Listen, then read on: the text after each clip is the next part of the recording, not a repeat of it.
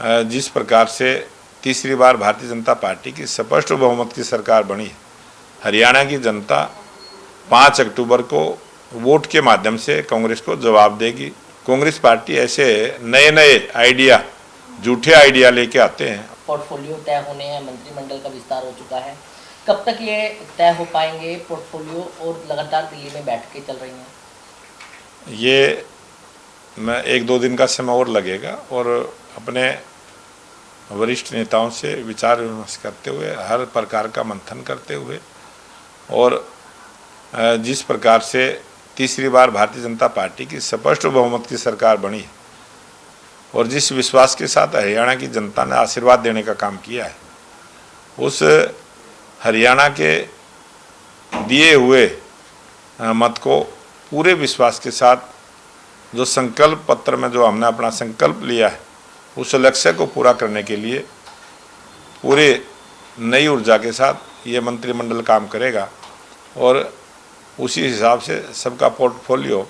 1-2 दिन में तय हो जाएगा। सर, कांग्रेस में विधायक दल का नेता चुनना था, लेकिन कल वो नहीं चुना गया, कई नाम सामने आए हैं, आप किस तरीके से देखते हैं? मैंने चुनाव के समय में भी एक बात कही थी, हर मंच से कही थी कि जो कांग्रेस के नेता हिसाब मांगने के लिए निकले थे, हरियाणा की जनता 5 अक्टूबर को वोट के माध्यम से कांग्रेस को जवाब देगी और वो कांग्रेस के नेताओं को हरियाणा की जनता ने वोट के रूप में जवाब दिया और 8 अक्टूबर को स्पष्ट बहुमत की सरकार बनी। और कांग्रेस पार्टी ने 8 अक्टूबर के जो लोकतंत्र को मजबूत करने का काम किया था, उन्हीं पर शक जाहिर किया और बहुत सारी अनाप शनाप बातें कहीं। पहले तो वो ईवीएम को ही दोषी ठहराते थे, अब की बार तो पूरे चुनाव आयोग को ही दोषी ठहराने का काम किया। कांग्रेस पार्टी ऐसे नए नए आइडिया, झूठे आइडिया लेके आते हैं और वो जो झूठ का गुब्बारा उनका था, उसकी हवा हरियाणा की जनता ने निकालने का काम किया है और जो झूठ की घुट्टी पिलाने का प्रयास कांग्रेस ने पूरे चुनाव में किया, उसको हरियाणा की जनता ने नकारने का काम किया है। और हरियाणा की जनता ने जो जनादेश दिया है उसका मैं सम्मान करता हूं और उनको सबको धन्यवाद भी करता हूं कि एक अच्छी सरकार को चुनने का जो काम किया है। और लोकप्रिय मुख्यमंत्री नायब सिंह सैनी उन सभी आशाओं पर खरे उतरेंगे जिस प्रकार से उन्होंने थोड़े से समय में भी बहुत सारे 126 निर्णय करने का काम किया था। आप देखना आने वाले इस 5 वर्ष के समय में हरियाणा प्रदेश में जितने भी संकल्प पत्र में जो हमने अपने लक्ष्य को तय किया है, उन सब लक्ष्यों को पूरा करते हुए मजबूती के साथ हरियाणा आगे बढ़ेगा। विकास की दृष्टि से हरियाणा आगे बढ़ने का काम करेगा। लेकिन सर, जिस तरीके से नेता विपक्ष पूर्व भूपेंद्र सिंह हुड्डा लगातार आरोप लगा रहे हैं कि किसानों की फसल एमएसपी पर नहीं खरीदी जा रही है, धान की चाहे फसल की बात हो, उसको लेकर क्या कहेंगे? आज हरियाणा के किसान की 24 फसलें एमएसपी पर खरीदने का काम हरियाणा सरकार ने किया है। अभी गन्ने का हमारे जितने भी मिल हैं, गन्ने की फैक्ट्रियाँ वो चलेंगी।